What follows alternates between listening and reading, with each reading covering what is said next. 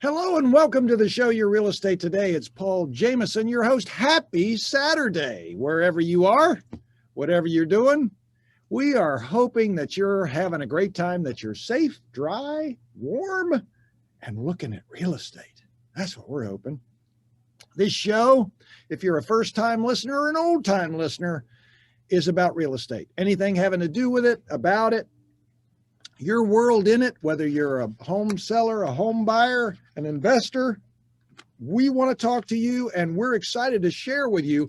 I'm going to tell you something. We have probably one of the most fact-filled, loaded shows. I have a stack of paper, if you're watching us on Zoom, that is like got tabs in it.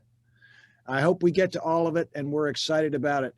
Today, for the first time and coming up in the next segment, you're going to meet Brenna Heller with the Costner Law Firm. Brenna is one of the attorneys there, and she is going to share with us about the reevaluation and all the different things going on. And we're excited to hear from Brenna about everything around that reevaluation. And then we're going to talk about the closing statement and the mystery around the closing statement.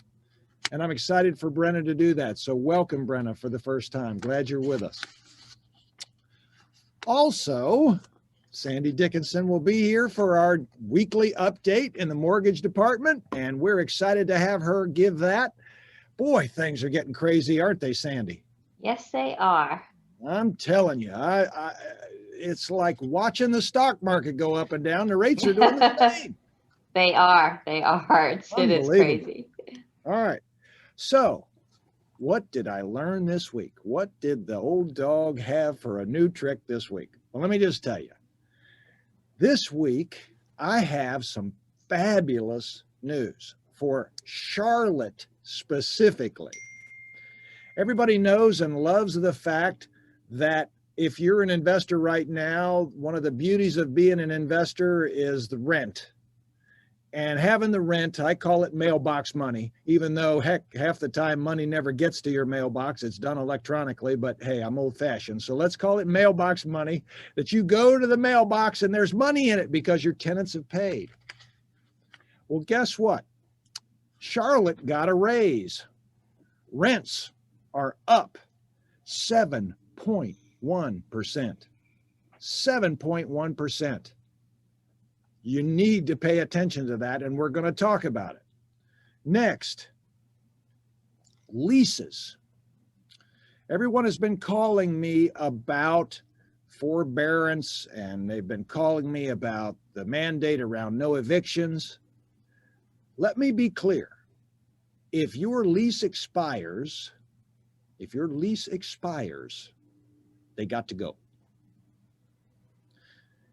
If the lease is ending, you can get them out. Make sure you give them proper notice based on what's going on with your lease, but it's time to say goodbye. All right? Next, I experienced this week firsthand a real estate agent representing a buyer on a listing that I had blow up a great deal for her buyer by her actions, by her demeanor, by her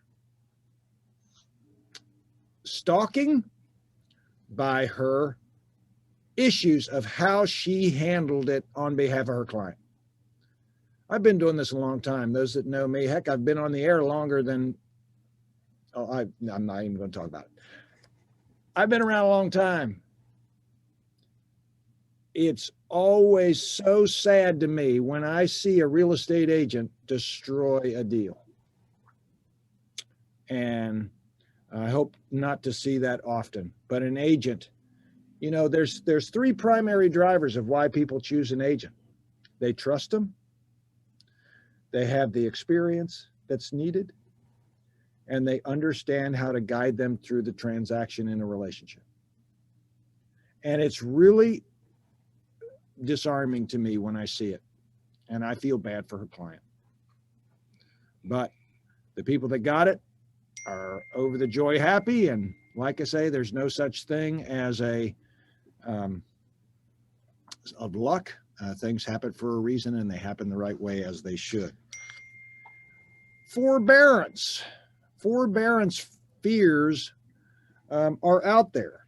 And a lot of people are using those fears to say, well, the market in real estate is going to crash because when all these forbearances come to call, there's going to be a glutton of houses on the market.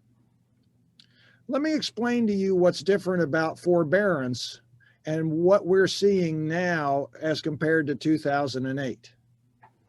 A lot of these homes that are in forbearance, the difference is if they were to go up for sale, there's a tremendous amount of equity that seller still has in that home. Whereas back in 2008, most of those people were upside down and didn't have any equity. Right now, a lot of those homes that are in forbearance have tremendous equity. So don't just give it away. Talk to a real estate agent like us at Jameson and see if you can sell that home and capture that equity even after you've paid the forbearance. So I don't think it's going to be a big market crash. And as you all know, a lot of the houses in 2008 that were upside down became what they call incidental investors. We ended up managing those properties through our property management company until the market recovered. Always still an option, but the problem is you have to settle that forbearance. And if you can't work it out with the bank and you need to sell, realize and understand what your equity is. You're in a better position, or could be, than you were back in 2008. Okay? So the last thing is, before Sandy takes the floor, is Zillow bought Showing Time. It's been all over the news. Showing Time is the thing we all use as agents to schedule showings. And the fear is, and it is truly founded that way, that what they're going to try to do is control who shows the property. Well, I just have something to say. If you're picking your agent who's in the little right-hand window of a listing that you want to see versus either the listing agent or someone that is experienced in your life to show that property, we ask you to think again. When you're making a big investment, don't randomly pick an agent. Do your research and look for somebody with experience that is trustworthy, that has done this for many, many years. So, and Jameson Realty, we hope that you would consider us. All right, Sandy, let's have the mortgage update. Okay, so mortgage apps were down a little bit over the last week. Remember we talked about if you were happy with your rate, you should lock it because the market get a little volatile. Turns out we had a report, the producer price report, that is sort of the Rodney Dangerfield of reports. It's not really well respected. However, it threw the market. It threw the market for a loop, and it really scared the market into thinking there was inflation, and so rates have gone up. They're above 3 now, probably 3 or above, at least now, and I expect that they're going to stay up for, or maybe even go up a little further. We'll just have to see if they decide to discount that report and come back down and see how the bond auctions do. But I think the trend is now that they are going to start heading up a little bit. I mean, they're still terrific, let's face it. But 54% of the people now have a rate that's under 4. So some of these refis are going to go away. It's going to open up the lenders to give better service on the purchases. But you know, we still have people out there that will need to refinance, and obviously a ton of people that need to purchase, assuming they can find a house. So I would say that they're going to start going up a little slowly. So there you go. That's great. Well, Sandy Dickinson is our preferred lender. We're excited to have her, as she has always been for many years, as a part of our team. And if you're interested in a mortgage or a refi, you need to reach out to Sandy. And how can you get her? They can call my mobile at 704-577-0144. They can get you 704-577-0144. Sandy Dickinson, the Jameson preferred mortgage lender, and an awesome, awesome person to work with. So we hope you call her. We've got a lot to come. Brenna Heller up next with the Costner Law Firm, and us at Jameson. We'll be right back to Show Your Real Estate Today, News Talk 1110 99.3 WBT. Stay right there. Welcome back, friends, to the show, Your Real Estate Today. I'm Paul Jameson, your host with the Jameson family of companies. That's Realty, Property Management, and Property Investments. Here with Ms. Brenna Heller from the Costner Law Firm. Brenna, welcome, welcome. Thank you for having me. We are so excited. I understand that you're going to be doing this more than once. It sounds like I'm slated for a while. That's good. I know that everybody in the firm is really busy right now. It's pretty active over there, Costner, isn't it? It's been a wild ride over the last year. That's for sure. It truly has. It truly has. I know Josh and Tara are excited to have you, and excited to have you today. And you know, when I asked for a subject to talk about, Brenna stepped up very quickly on a very hot topic that I'm excited to hear her talk about, but I know is on the top of mind for all of us, and that is the tax reevaluation. That's a big topic right now, right, Brenna? It sure is. 26 counties in our state this year. Yeah. Well, the one I'm most interested in, I was sharing with her in the break, is the folks in Union County. I have a feeling things are going to come to call. You may be right. That's definitely the big county in the Charlotte area that's under reval for this year. Yeah, for sure. And there's a lot of buzz about it. So let's start out with the basics in this, Brenna. What is a reevaluation? Well, North Carolina has a state law that requires each county to conduct a property revaluation at least every 8 years. Right. And that is done in order to determine the property's assessed value. As most people know, the assessed value is what our taxes are based off of. It's multiplied by the tax rates in order to calculate our tax bills for our real property taxes each year. Right. And you know, not to go too deep into the weeds, but who determines that? Is it the planning department? Is there a tax department, a property tax department? Do they have a bunch of appraisers? Is that pretty much what happens? Is they go and appraise every piece of property? That's right. Yeah, the tax assessor's office is in charge of the revaluations. Right. And you know, last time Mecklenburg County did this, it didn't go so well.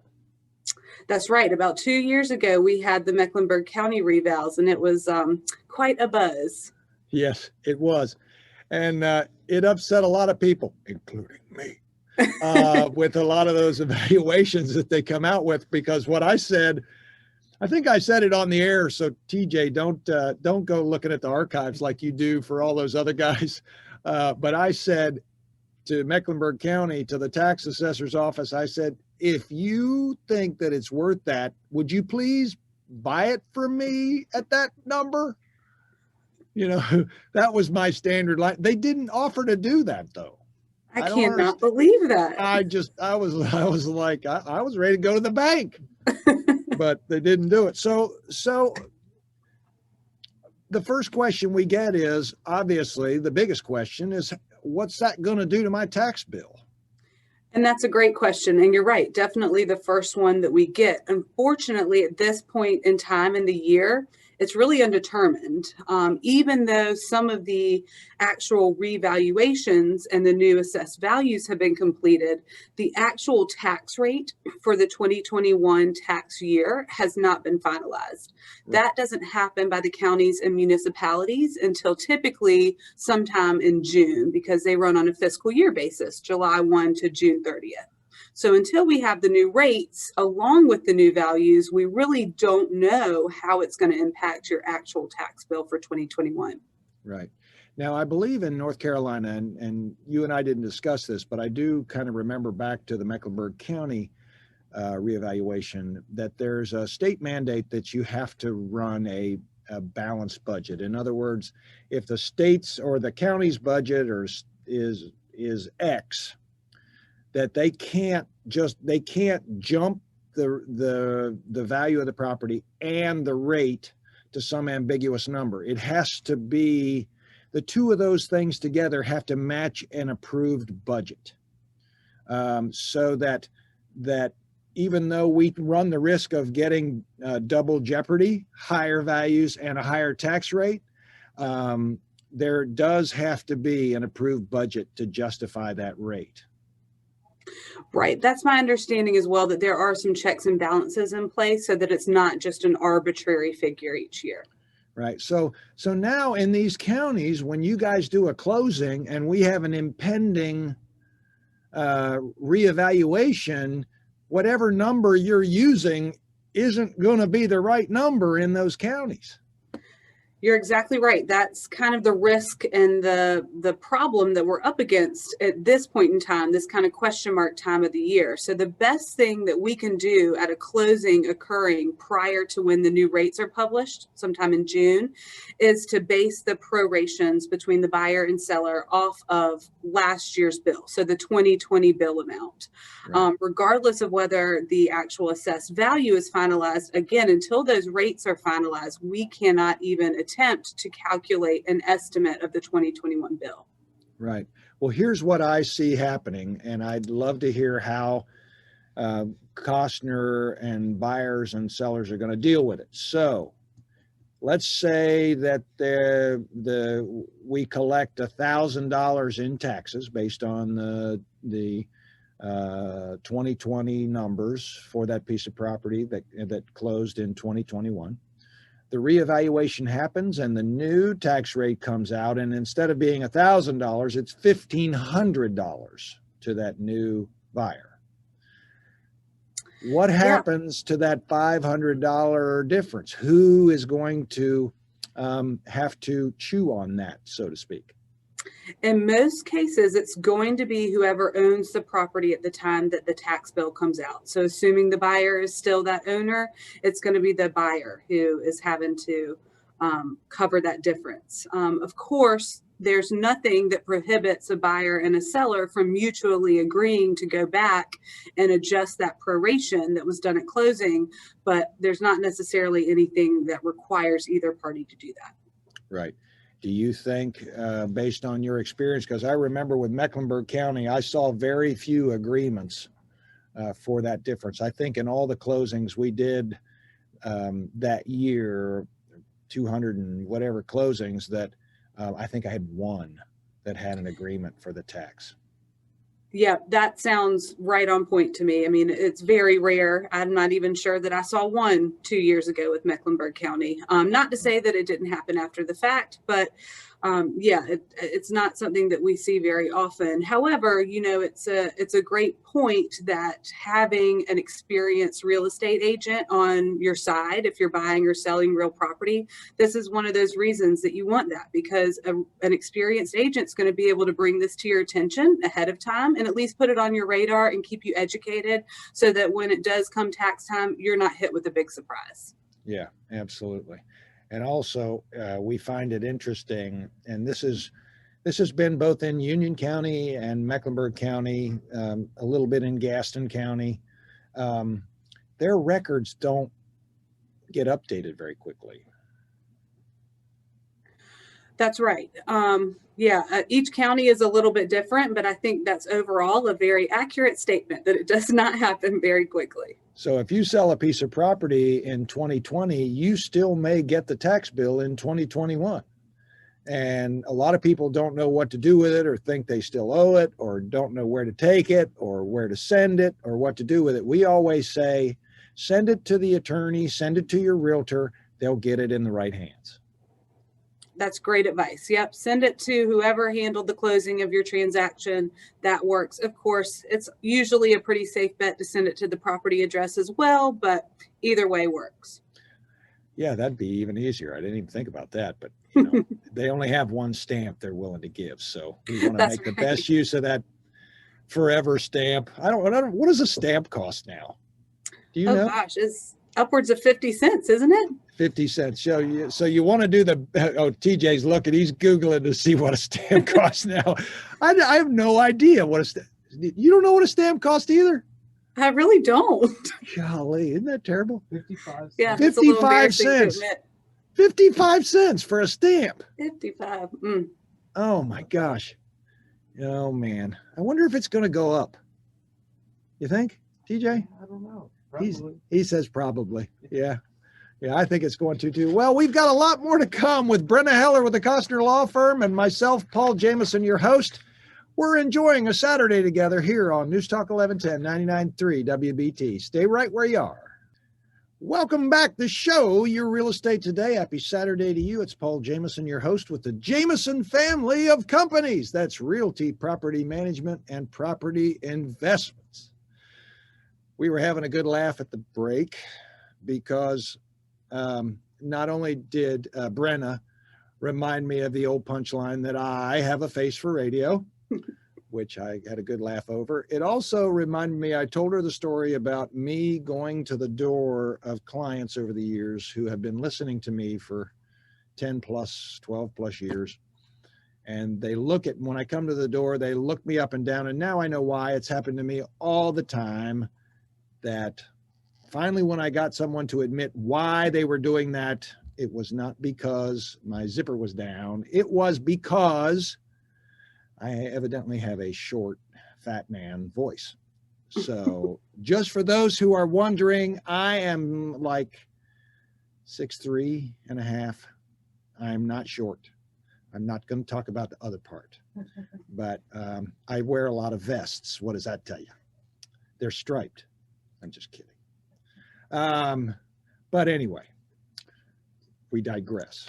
Let's talk about some good news other than my height. All right. Economic expectations are rising. Again, folks, here's some good news. Hello. I've got some. A survey by the Wall Street Journal showed an increasing optimism among economists about economic growth for this year. Among the survey's findings, economists on average now expect the economy to expand by just under 5%, an increase from the average estimate of 4.3 last month. They are, however, somewhat less sanguine about employment, as they now expect 4.8 million jobs to be added this year versus earlier expectations of 5 million. Still, that's a lot. Economists are forecasting accelerating inflation as a consequence of economic growth and fiscal stimulus, but believe that there is only a 17.5% probability of an economic downturn in the next 12 months, an improvement from its 21.2 risk estimate in January. So, good news.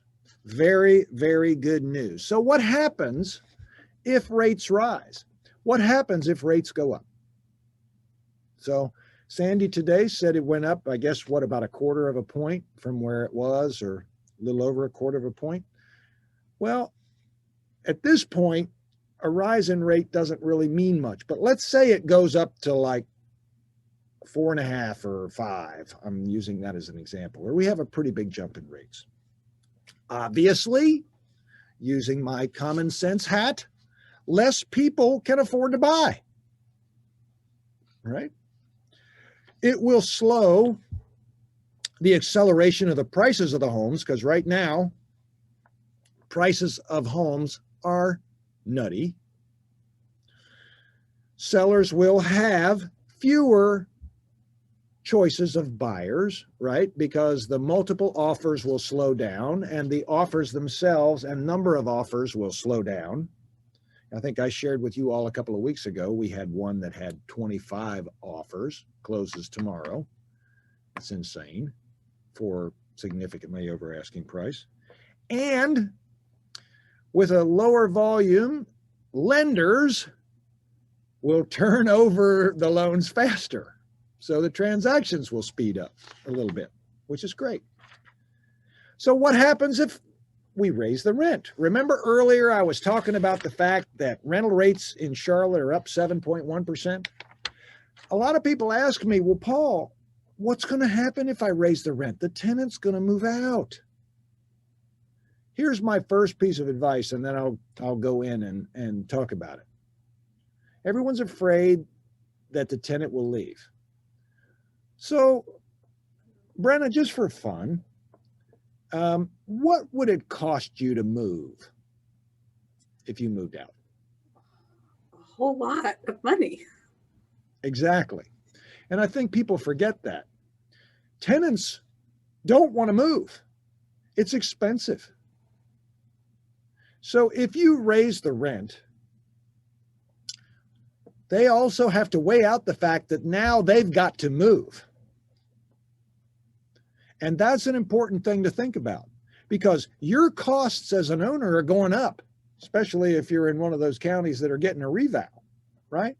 But have you looked at your insurance bill lately as a result of a lot of the things that happened last year in our country and a lot of the violence and all those things that got passed down through the insurance companies, because insurance is nothing more than a risk share. And that's not a political statement. That's how insurance companies work. Their rates are based on share of risk and number of claims. Whether there's a storm on the East Coast, that affects your rates too. Call it what you want. We had a lot of very expensive claims last year from businesses and property damage. All right. Do the math for yourself when you look at raising the rent. I mean, your costs are going up. So every month your cash flow is going down if you don't adjust your rate. If you were living in an apartment, I guarantee you your rent would go up every year. They always do, right? So it's a business. You really have to look at rental property as a business, unless you're renting to one of your kids like me on some stuff. Otherwise, it's a business. And you have to think of it that way. Doesn't mean that you're not caring, doesn't mean that you don't care about your tenants. You are running a business. And when we're managing your property, we are managing your business for you and work for you. And so when we say that the market has gone up $100 a month in rent, and to keep that tenant, maybe we suggest you go up 50 or 75. We're looking for a win-win situation in the numbers to keep a good tenant if they are one, as well as to look at the dollars. Now, one other aspect to put into that is, let's say if the tenant moves out, you've got to put in all new carpet and you've got to repaint the unit. And the cost of that is $6,000, $7,000. So the minute that tenant moves out, you've got a $7,000 bill. So you also, as a business, weigh out the cost of leaving that tenant at that same rate for another year versus taking on that $100 increase where your payback's going to be about 5 years. So think about weighing those options out as you look at changing the rent. All right. The next thing I would say is pricing a home. So I'm skipping from buying to renting to buying to selling. So when you're looking at pricing a home, I want you to keep these 3 simple factors in mind. Factor number 1, who is your audience? Who is your audience? Pricing a home, that makes a difference. Thinking about who the buyer is and what the prices are in that area and how you price it. Because it's always better to price so that when you have competition, the numbers go up instead of down. Pigs get fat and hogs get slaughtered. Think about how you price a home. It's an art. Next, remember to work through that listing and think about people's buying behavior. They search in $50,000 and $100,000 increments. So if you price a home at 201,000, everybody searching up to 200,000 will never see your house. Price just below a 50,000 and 100,000 increment if you can. If not, do it in 25s. 274.9. 248.9, 224.9, 199.9. psychological pricing is well. And I also do the value of eights. That's what Walmart does. And look what how well it works over there. All right. And then also always think about appraisal. As crazy as this market is, an appraiser's job is to protect the bank, not the and the buyer, not the seller. When you price, keep appraisal in mind. It always makes a difference. All right. We'll be right back right after the break. More with Brenna Heller with the Costner Law Firm. Myself, Paul Jameson. You're tuned to the show Your Real Estate Today, about your home, in your home, around your home, and for your home. We'll be right back. Stay with us. News Talk 1110 99.3 WBT. Friends, welcome back. The show Your Real Estate Today. I'm Paul Jameson, your host with the Jameson Companies. That's Realty, Property Management, Property Investments, here with Brenna Heller with the Costner Law Firm. I would like to take a moment today and just say that Rush and the loss of Rush is, I think, a sad day for a lot of us. I loved listening to him, and I loved listening to his show for many, many years, and he will be missed. A true patriot, a good man, and someone that powered through a lot of pain to share with us for so long. And I just want to say thankful for Rush and prayers to his family, and letting those out there that feel the same know that we're thinking about him and love him and love his family. So to Rush we are, and to his family, just want them to know how thankful we are for his legacy he left behind. So, anyway, Brenna, one of the biggest and sometimes confusing to many people at the closing is the closing statement.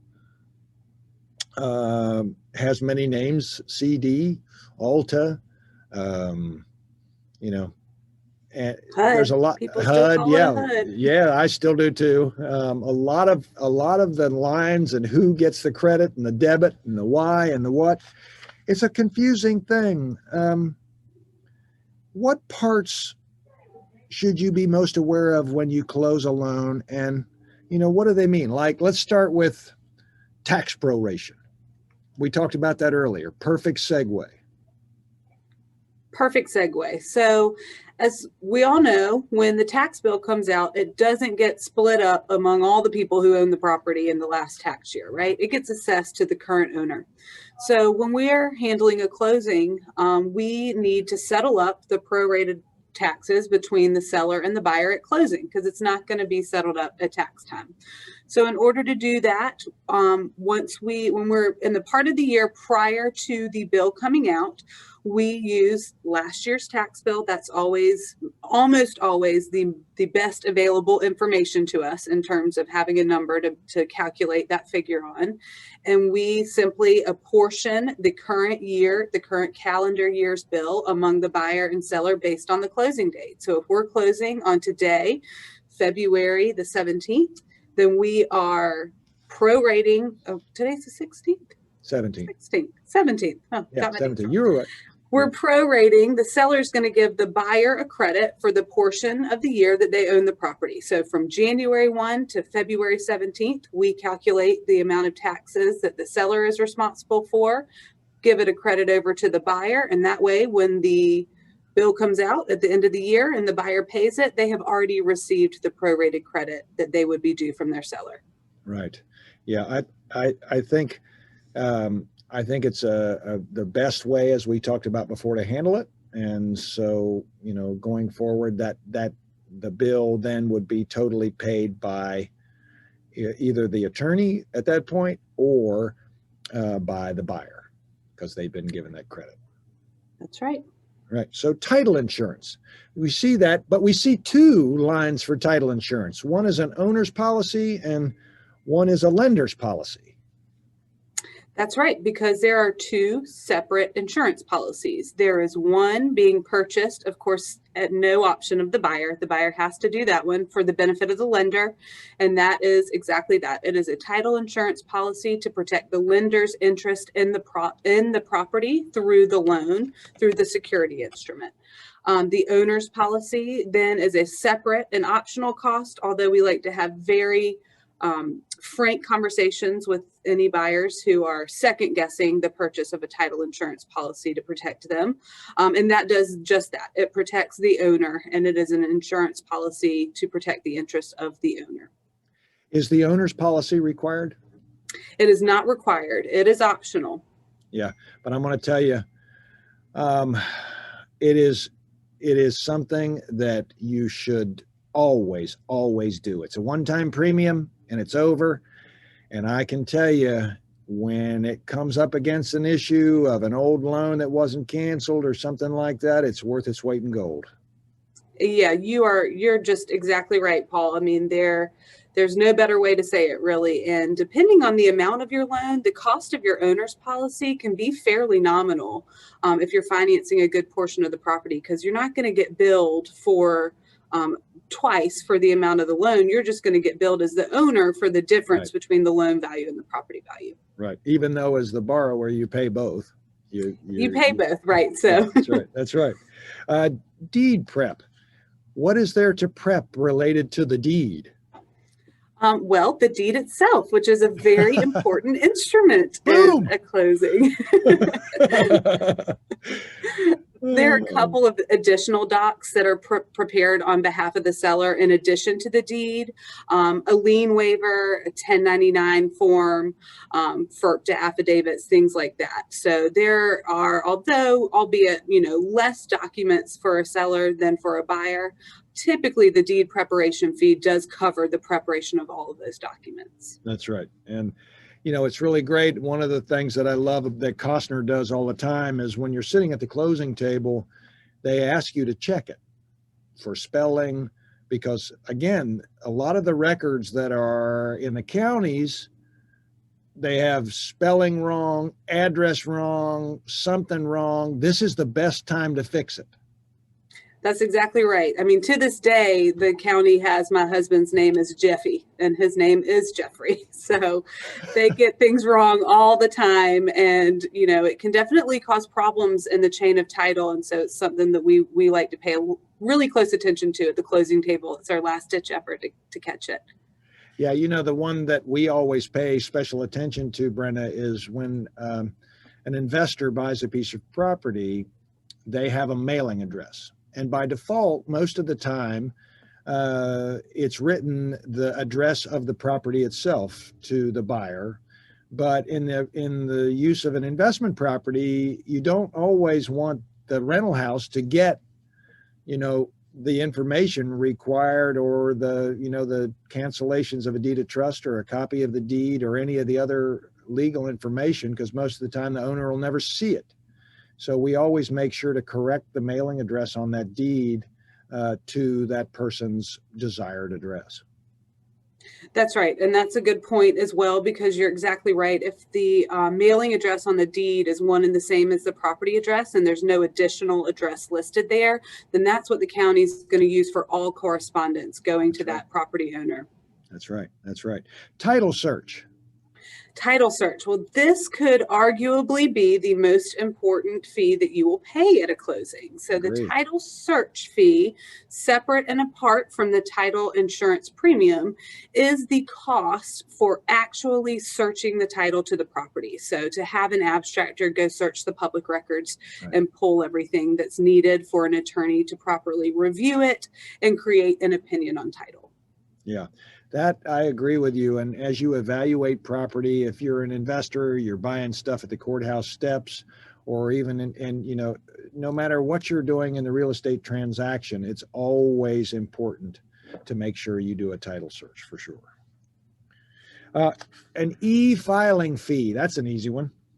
Yep, it's an easy one. Most people are e-recording these days, which means that it's an electronic recording process, and we are not required to physically courier the documents down to the Register of Deeds to be recorded.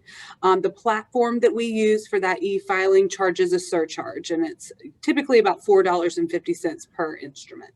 Right. In the remaining 30 or 40 seconds we have, the most confusing on there is always the interest. For the loan. Yes. So when you're closing, you are going to be charged the prorated interest for the rest of the month in which you are closing. And that covers just that interest for that current month. However, it seems like you're getting a free month in your mortgage payment because typically your first mortgage payment isn't due until 2 months later. But, the mortgage payment is paid in arrears. So really it feels like a free month, but that first mortgage payment that you're paying, let's say it's November 1st, it's really to cover the principal and interest accruing in October. That's perfect. So if they want to call Costner and they have legal questions or interested in working on wills, trusts, or getting a deed search or setting up a closing, how do they do it? You can call me. My number is 704-900-1134. Always happy to take your call. And that's Brenna Heller, 704-900 1134. 1134. And you can always reach us at 846-DONE at Jameson, 846-3663 on the web at myjamesonhomes.com. God bless. Thanks for being with us. We hope to see you next week. The show Your Real Estate Today, News Talk 1110, 99.3 WBT. Take care.